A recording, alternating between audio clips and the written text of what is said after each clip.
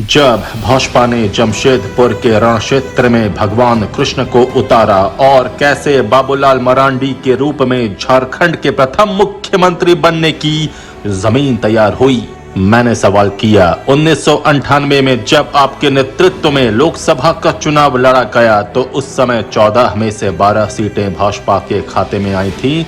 तो क्या यही रीजन था कि आपको झारखंड का मुख्यमंत्री बनाया गया? बाबूलाल मरांडी ने जवाब दिया, देखिए रीजन क्या था ये तो मैं नहीं जानता, लेकिन मैं आपको उससे पहले की एक घटना बताता हूँ। जब हम 1990 में भारतीय जनता पार्टी में आए थे तो उस समय एक तो लोगों में बीजेपी की इतनी अधिक स्वीकार्यता नहीं थी, उसके कई एक कारण थे। उस समय पार्टी राज्य में धीरे धीरे राइज ही कर रही थी और सबसे बड़ा कारण था कि उस समय के जो भी नेता थे वे अपनी पसंद के लोगों को चुनाव लड़ाते थे।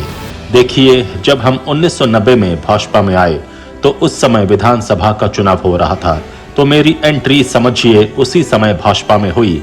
उस समय समरेश सिंह, दीनानाथ मिश्र और इंदर सिंह नामधारी वगैरह पार्टी में बगावत कर अलग हो गए। उस समय सह संगठन मंत्री के रूप में संथाल परगना की जिम्मेदारी हमारे जिम्मे थी। हम अधिकांश समय उधर ही रहते थे, राठौर जी उधर से आते थे। हमने देखा कि चकाई क्षेत्र में एक व्यक्ति को लाकर बरहेट से चुनाव लड़ाया जा रहा है। उस समय बांका में एक एसडीओ थे, हालांकि वो दुमका के रहने वाले थे। क्योंकि बांका में वो भाजपा नेता को मदद पहुंचा रहे होंगे, इसलिए उनकी पत्नी को शिकारीपाड़ा से लड़ाया जा रहा था। उसी तरह बोकारो तरफ की यूनियन में एक महिला काम करती थी, तो उनको लिट्टीपाड़ा से चुनाव लड़ाया जा रहा था। यानी कहने का मतलब कि इसी प्रकार से उस समय के नेताओं की पसंद नापसंद के आधार पर चुनाव में टिकट दिया जा रहा था। उस समय तो हम कुछ भी नहीं कर सकते थे, क्योंकि हम पहली दफा आए थे पार्टी में। हमने महसूस किया कि ये लोग गलत कर रहे हैं। हमने साहस जुटाकर गोविंदाचार्य जी से कहा कि ऐसे चुनाव थोड़े होता है। उनका कहना था कि ये बिहार प्रदेश भाजपा का निर्णय है, हम लोग क्या कर सकते हैं, चलो आगे देखेंगे। फिर 1995 में जब विधानसभा का चुनाव आया तो उस समय हमने काफी कुछ परिवर्तन किया। हमने कहा कि भाई ऐसे नहीं चलेगा, जो चुनाव लड़ सकता है, जो रेस कर सकता है, ठीक है हम जीतेंगे नहीं, लेकिन भविष्य में जो हमारे लिए एसेट हो जाए उसे चुनाव में उतारेंगे। क्योंकि बाहर से लाकर अगर हम किसी को लड़ा देंगे तो जीतेगा तब तो ठीक है, लेकिन अगर हार गया तब तो वो वापस चला जाएगा, तो 5 साल तक वर्कर के पास कोई नहीं रहेगा। हमने तय किया कि हम हर हाल में स्थानीय लोगों को चुनाव लड़ाएंगे। 1995 में हमने संथाल परगना में ऐसे ही लोगों को चुनाव में उतारा। एक तरह से पूरे झारखंड में भी हम लोगों ने ऐसा ही किया।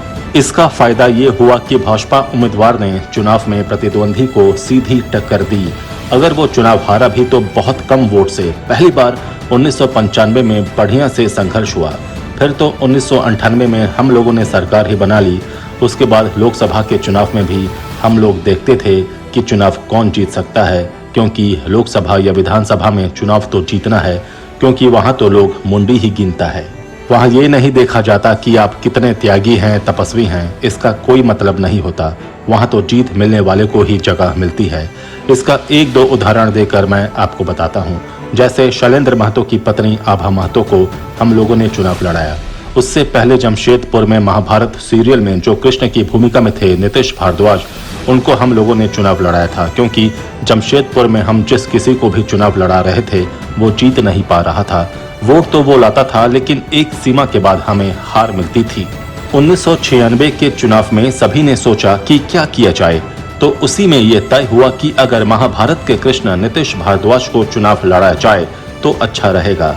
हम लोगों ने उन्हें लड़ाया और वो जीत भी गए, लेकिन जीतकर वो क्षेत्र से गायब हो गए। जब महाभारत के कृष्ण जमशेदपुर में नजर ही नहीं आए और बाबूलाल पहुंच गए लाल कृष्ण आडवाणी को मनाने। जब जमशेदपुर की जनता ने महाभारत सीरियल के कृष्ण नीतीश भारद्वाज को माथे पर बिठाकर पूजा की, चुनाव जीतने के बाद वो क्षेत्र में दिखाई नहीं दिए, तब उनका विरोध होना शुरू हो गया। फिर हम लोगों ने सोचा कि अब क्या करना चाहिए, क्योंकि चुनाव जीतना जरूरी है। उसी समय शैलेंद्र महतो वगैरह को पार्टी में लाया गया था, लेकिन वो लोकसभा में थोड़ा सा रिवर्स चले गए तो पार्टी दुखी हो गई। फिर लगा कि क्या होगा नहीं होगा, बड़ा मुश्किल लग रहा था। अब सवाल ये था कि हम जमशेदपुर सीट जीते कैसे। शैलेंद्र महतो के नाम पर लाल कृष्ण आडवाणी जी बिल्कुल तैयार नहीं थे। कह रहे थे कि जो व्यक्ति ऐसा कर सकता है उसे लड़ाया नहीं जा सकता। फिर भुवनेश्वर में वर्किंग कमेटी की बैठक थी, उसमें हम थे। रविशंकर जी को हमने कहा कि अरे यार, शैलेंद्र महतो को लेकर फिर से हम लोगों को आडवाणी जी से एक बार मिलना है। उन्होंने साफ कहा कि दूसरा ऑप्शन चुनो। फिर मन में आया कि उनकी पत्नी को लड़ाते हैं।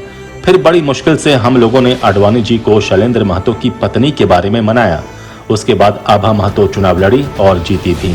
उसके बाद आपको भी याद होगा कि जमशेदपुर में रणधीर वर्मा की पत्नी रीता वर्मा को चुनाव लड़ाया गया। यानी इस प्रकार का कई एक प्रयोग जब गोविंद जी आए तो हम लोगों ने स्वतंत्र रूप से किया। इससे पार्टी के पक्ष में माहौल भी बना। इसी तरह गिरिडीह से हम लोगों ने रविंद्र पांडे को भाजपा उम्मीदवार बनाया। उनके पिताजी कट्टर कांग्रेसी थे। रविंद्र पांडे जीते भी।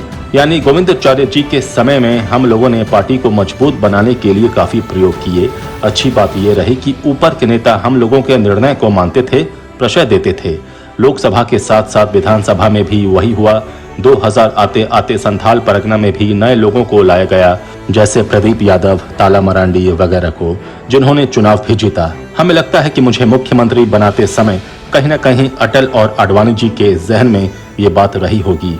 मैं केंद्र में वन एवं पर्यावरण राज्य मंत्री था। जब अलग राज्य की घोषणा हुई तो मुख्यमंत्री कौन बने, इस मुद्दे पर आडवाणी जी ने हमसे पूछा। हमने उनसे कहा कि विधायकों को बुला लीजिए, उनसे आप बात कर लीजिए। विधायक जिनको कहते हैं आप मुख्यमंत्री बना दीजिए। इसके बाद सभी विधायकों को दिल्ली बुलाया गया। एक एक विधायक से दिल्ली में नेताओं ने बात की। उसके बाद अटल जी के यहाँ से खबर आई कि आप रिजाइन कर दीजिए और चले जाइए झारखंड।